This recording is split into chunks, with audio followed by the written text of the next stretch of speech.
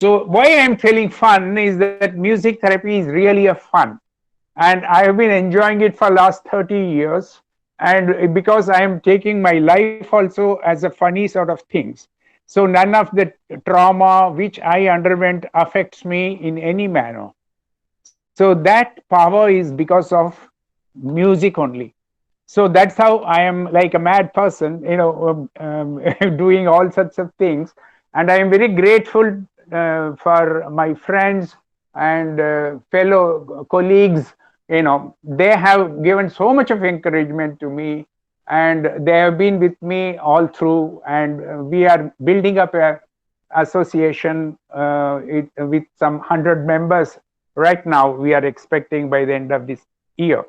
The idea of music therapy association, I must share with you, is that we have a very rich culture of music. I was enjoying the way Sudha Ganesh and Shweta Madam, they all spoke from different angles. And this sort of rich culture, nowhere in the world you have.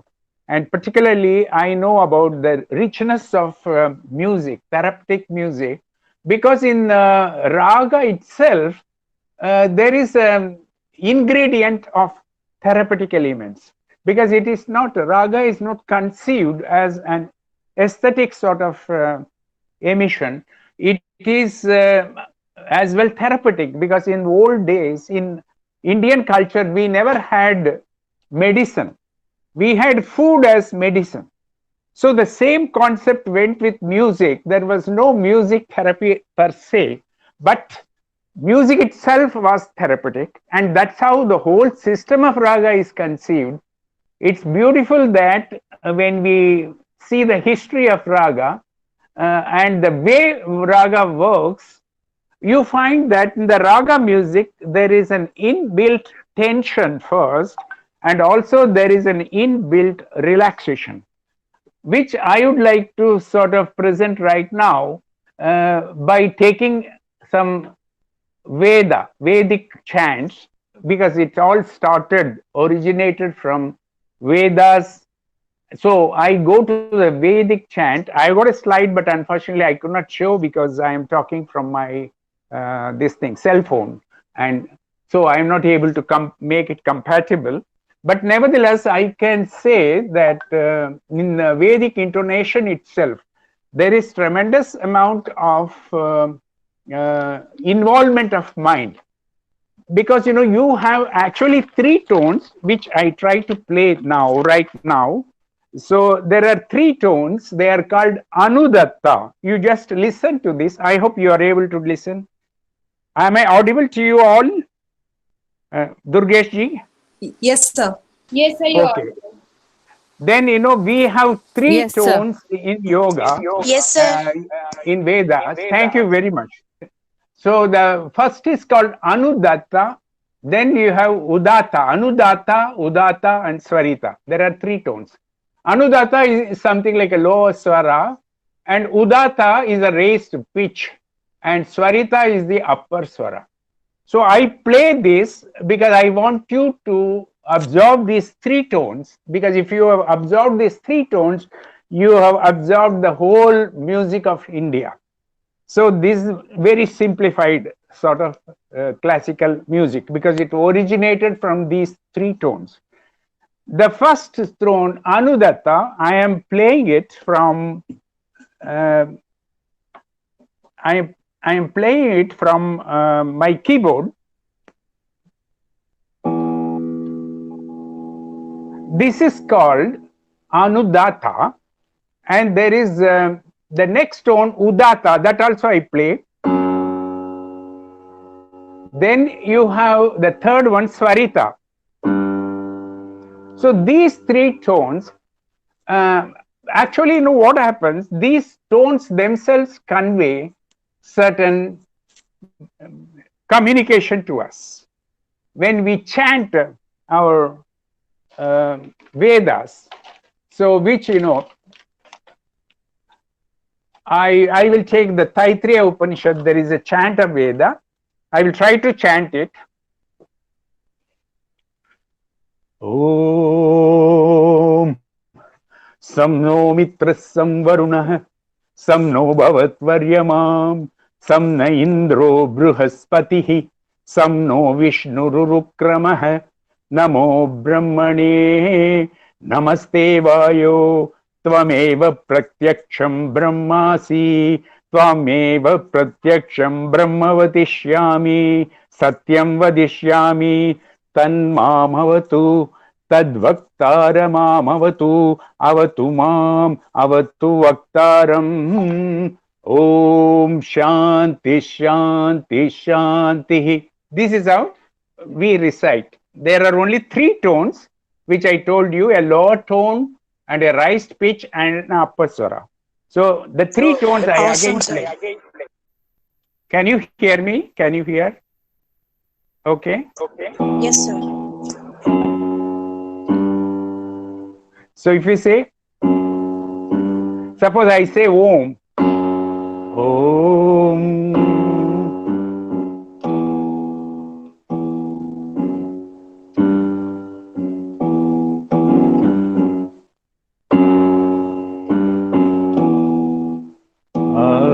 Ayatanavan bhavati. So these three tones, if you take the first tone, and which is E in my keyboard, when you listen this tone very carefully, it communicates one thing, that is, there is some sort of uncertainty, doubt, or fear. You must feel in that tone. It's a feeling I am talking about, because it is not saying anything in linguistically, but it is giving you a feeling that is something like uncertainty, fear, and doubt. Okay. Then you take the upper swara, which is now G, that is called Swarita. And this one says, as if it is asking you a question. Again, you listen to this. It is something it's questioning you. Okay. Now, one swara says uncertainty. It is telling you some sort of problem, fear, doubt, and the other swara is questioning you. So this is two swaras. One is going to ask you question, and one is going to show some fear or doubt or something like that, repeatedly, because it's all going to be cyclic. Now you just listen to these two tones and distinguish uncertainty from question.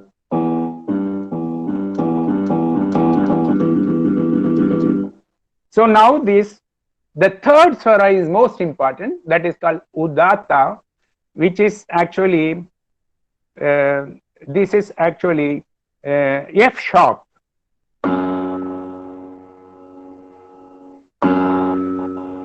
You just see how this gives you a feeling. This swara gives you a feeling of resolution, because the other two swaras make you tense. The swara in E, it is doubting you, it is showing something scared, it happens, some uncertainty, some discomfort, it shows. The G swara, it is questioning you. It's also doubting, but it is powerfully, it is even attacking you. The first swara is not attacking you, but it is pestering you. The second swara is attacking you. Now when you are attacked, then the third swara comes for the rescue. It says Om, Om, Om. It is balancing both these attacks. It is like on both sides you are attacked. You are attacked with some interior problems like fear, and you are having an exterior problem like somebody is questioning. But in your mind, what's happening? it is balancing. It is balancing and it is giving a resolution. And when you are going to repeatedly look at these three swaras,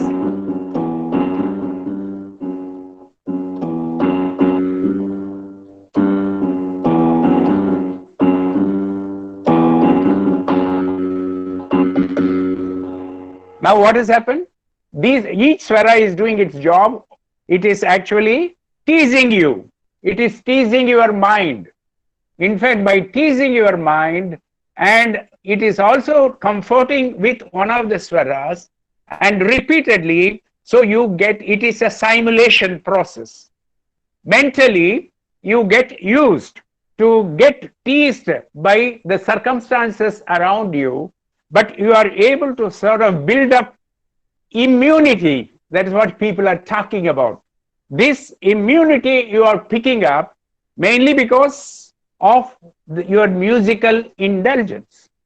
So it is necessary that people start learning music, singing, at least listening. It's not, listening is not enough, because active music therapy is more useful for people with depression and people with all other kinds of problems like mental tension and all that. So for them, the active music therapy is recommended, and people should need not come and sing before the public. They can sing in their bathroom so that nobody is going to attack them.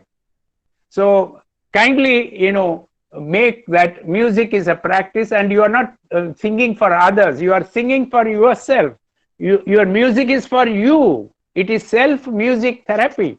It is not meant for others. So you look after yourself, you love yourself, so that you can love others also. You need not worry about others. You worry about yourself. So this is very important. And there is another very important thing in our ancient culture. You must have heard about voodooism, shamanism, tantrism, and all those isms. So they are all cults actually. Many cults were there in India, as well as these sort of cults I have seen Europe and other things also, some 3,000, 5,000 years back. So in all these cults, they were using what is called vocables. It sounds like vocal, VOCABLES, vocables. These vocables are actually emotionally enriched communications, though they have no meaning. They are all meaningless. Meaningless noises or sounds, you can call it. It's more sounds actually than noise. But sometimes too much of sound also becomes noise. Like people also get headache after listening to some music. I know that I've been the victim. So what's important here in these vocables is that in these vocables, the brain cortical function, because there has been a scientific report on that, brain cortical function and sympathetic tone activation has been reported by some scientists from Taiwan and all that. So why I'm telling is this: this is the oldest sort of available music information with us, but it is used very profusely in our raga system. Even in our classical raga system, you must have heard there are so many singers, before singing, they start teasing you with these vocables, because even before singing a song in South India, they start with this. They call it alapana. In Hindustani, they call alap, because in alap it's nothing but vocables. For instance, if I try to communicate something, about the raga, beauty of the raga, I can communicate better with a few sort of muffled noises, or you can't call it songs, but it is definitely something like songs, because there has been certain sort of swaras which are being honored and which are being followed. So here I've got a bad throat because I am actually virtually I am shouting today. It's a big adventurous, but nevertheless, I give a small sort of sample of whatever a bit I have learned in music, because music is an ocean, and that is the big challenge. And music therapy is also a big challenge. And I am happy that we have challenge, because we are facing challenges, and we are made to face challenges, because unless there are challenges, we cannot understand the world. So it is necessary that we face all these challenges and smilingly.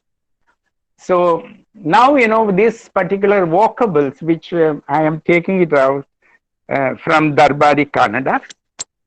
That's my favorite rag, and it helps me overcoming whenever I had certain depression in life, or some sort of problems, personal problems. Then I used to do these vocables maybe for 5-10 minutes in the morning and in the evening. I'm not singing, but normally I sing this in my bathroom only. But today I dare to sing, because somebody last time when I sang, somebody said I sang very well and all that. So they have not run away. So I know that you also cannot run away, because you are already trapped in your houses. So I can jolly well sing now. So this is the raga is called Darbari Kannada.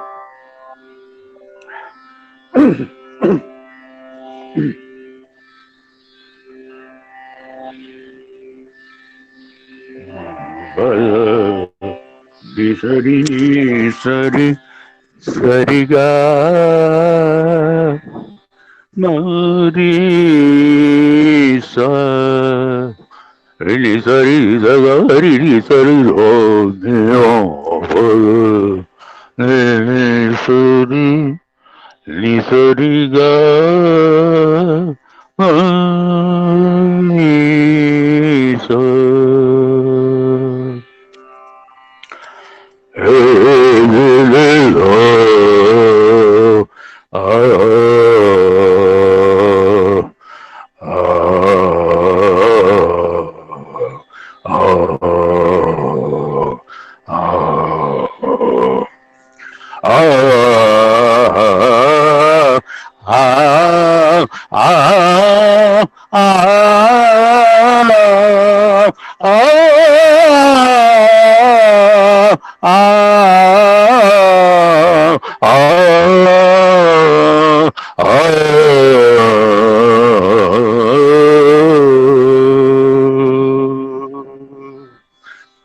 So this has no meaning at all, but it is full of emotion.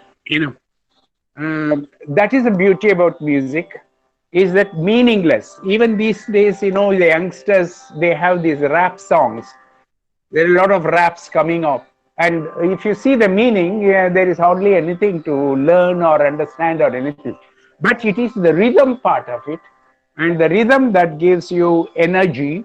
And youngsters, teenagers, and all, they love this type of raps now. Even in Hindi songs, I am finding a lot of people using raps. So now I have the last. Do you have time for 5 minutes? I have. Okay. So this. Yes, sir. Yes, sir. This You is can the summarize. Yes. yeah the raga advantage in music therapy. I must share with you, because we are all lucky. We are all gifted by raga, being Indians, and in India, we have got such a rich 6,000-year-old culture of music. It's a heritage. It's not a time-tested music we have got. We have got time-honored music. It is called time-honored music. And these vocables and Vedas, which I talked just now, and you have also yoga system. We call it Nada Yoga system, because Nada Yoga system is a very rich system in which sound is seen in a different angle. Because for a physicist, sound is an alteration of compression and rarefaction. Okay. But for Nada Yogis, it is not just a physical objective. Sound is considered as soul, actually. That is, the consciousness is sound. So they have invented the name Nad. Nad means it is a combination of a particular sound energy with your consciousness, because this is interconnected actually, the consciousness. That is how we have got Big Bang theory. You must have heard in science. The Big Bang theory brought in universe, brought in everything, brought in nature, brought in earth, planets, so many things, moon, sun, everything came from Big Bang. So that is the concept. The concept is that we are all built of sonic energy. Everybody, if suppose I am talking today also, I am having that sonic energy which makes me drive and all. And then there are so many things around us, like trees, animals, not only them, even inanimate objects like mountains, water, so many things, they are all made of the same sonic energy due to condensation, you know. So they are all condensed sonic energy, and they cannot be sort of calculated with the what is the hertz or frequencies and all. You cannot calculate them. But even then, the Earth's rotation, they have these electromagnetic, you know, conclusion that Earth's rotation is calculated as 8 hertz. 8 hertz is supposed to be a very healing, what we call sound emanations, and we have this 8 8 hertz in our old system. In our Carnatic music and Hindustani music, we have this. How we get it is because of certain mathematical calculation. We have calculated for 432 hertz. You know, that becomes A above C, because just now I played my keyboard and A above C. That, you know, I just play now. That A above C is 432 hertz.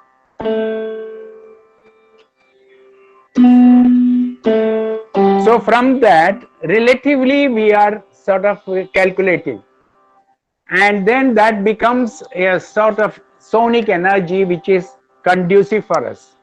But unfortunately, I must tell you that in the Western system, they have the what is called equal. They call it actually equal distance. You know, where they actually yes. So we have what we call just intonation. So just intonation actually, you know, starts because of 432 hertz, but in other sort of thing, that equal distance part of it, they have 440 hertz. That's what, you know, that comes. They have sort of mentally calculated that and then fixed it in A above C. So because of that, some many people think that it is not very healing and it is not very therapeutic. But the Indian system, they say it is better and things like that. But I'm not very sure about it. But there are some research papers I happen to see which also say the same thing. But we have to research it further. And then the ragas, which were beautifully sung by two ladies today, I compliment them, I congratulate them. They are taking so much interest in IMTA and its activities, and they were the first one to come forward to talk in this. That's why they were included in the first webinar. And I'm very happy to say so many people from IMTA, they are ready to come and share their ideas, share their experience with you. And hopefully we will be able to do a better job from next week onwards.